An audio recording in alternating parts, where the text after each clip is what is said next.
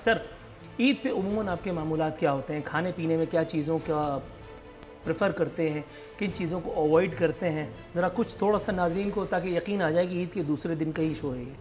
उसके बाद फिर मैं अपनी हरकतों पर उतरूँगा। अब वो दिन कहाँ यार,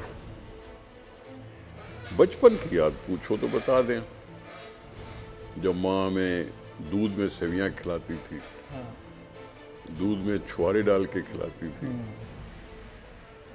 गुर्दे और लिवर मिला के, गोश्त मिला के, नमाज के बाद, पहले तो नहीं, खिलाती थी।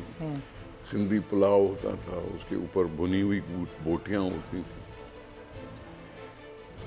पेट भरा हुआ हो लेकिन फिर भी माँ के डर से खाया जाता था।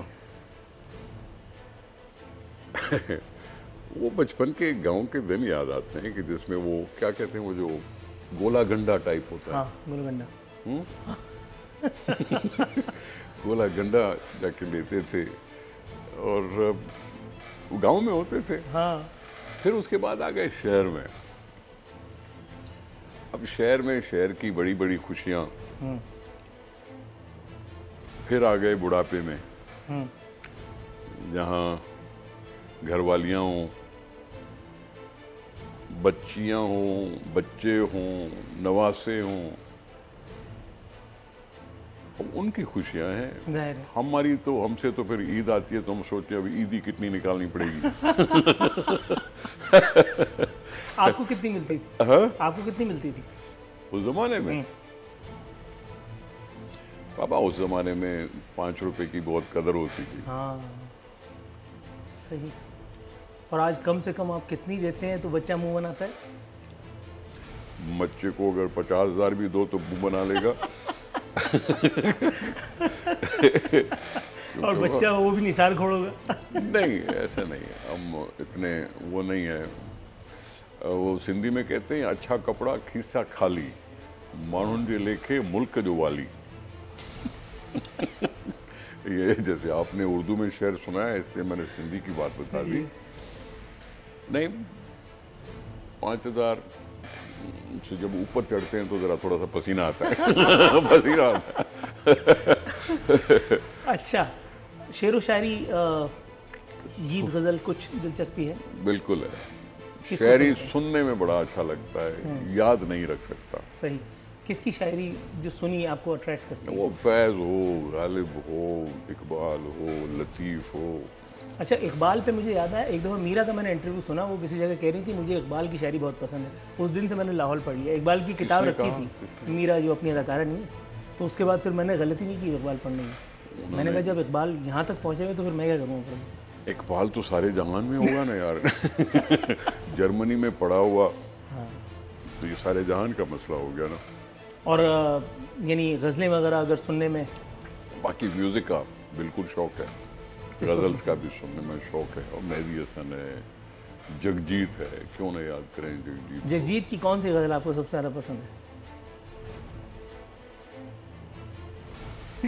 ये कुछ तो करूँगा ना सर। गलत बात नहीं करो। मेहदी हसन पे आ जाइए। नहीं, शायद मैं जिंदगी की सहर लेके आ गया, कातिल को आज अपने ही घर लेके आ गया। क्या उम्दा है, क्या उम्दा है, सही बात। अच्छा, हदबंदियाँ जो हमने की हैं फ़न और फ़नकारों में भी, देश अलग है, वो हिंदुस्तान है, ये पाकिस्तान है। हम हिंदुस्तान की बहैसियत एक इंडिपेंडेंट मुल्क कदर करें, वो हमारी एक आज़ादी की कदर करे। उनके यहाँ से अगर आर्टिस्ट यहाँ आते और हमारे यहाँ से वहाँ जाते, वो भी एक ठीक है, कल्चरल एक्सचेंज के हवाले से। कोई ज़माना था कि बाकायदे वफूद जाते थे। जी बिल्कुल। लोगों का इंटरेक्शन, सॉफ्ट बॉर्डर्स की भी बात हुई थी। सार्क को यूरोपियन यूनियन के तौर पे भी सोचा गया था। डेफिनेटली। अब यूरोपियन यूनियन में कोई बॉर्डर नहीं है, लेकिन अपने अपने मुल्क हैं। जी बिल्कुल, ठीक है। तो यहाँ ये बातें होती रहती है, लेकिन अब एक इशू है जो हल हो नहीं पाता। लेकिन आज सर हम जहाँ आके खड़े हो गए हैं, जो तनाव हो जाता है, जो इंडिया में जो रिजिड एक मेंटालिटी हाकिम है, उसके होते हुए अब सरहदों का सॉफ्ट करना या इस तरह के कल्चरल एक्सचेंज प्रोग्राम, ये फीजिबल है आपको लगता है? हो सकता है? हो सकता है, नहीं है, नहीं है। वही जो वज़ीर आज़म हिंदुस्तान है, किसी ज़माने में उसको पता नहीं क्या क्या कुछ कहा जाता था, गुजरात का कातिल और पता नहीं क्या क्या कुछ होता था। उसी को इंडिया के लोगों ने वोट दे दिए, उसकी पार्टी को। कांग्रेस को वोट नहीं मिले। रिजल्ट पर निशान और सवाल नहीं होते, वहां इलेक्शन कमीशन पर सवाल नहीं होते।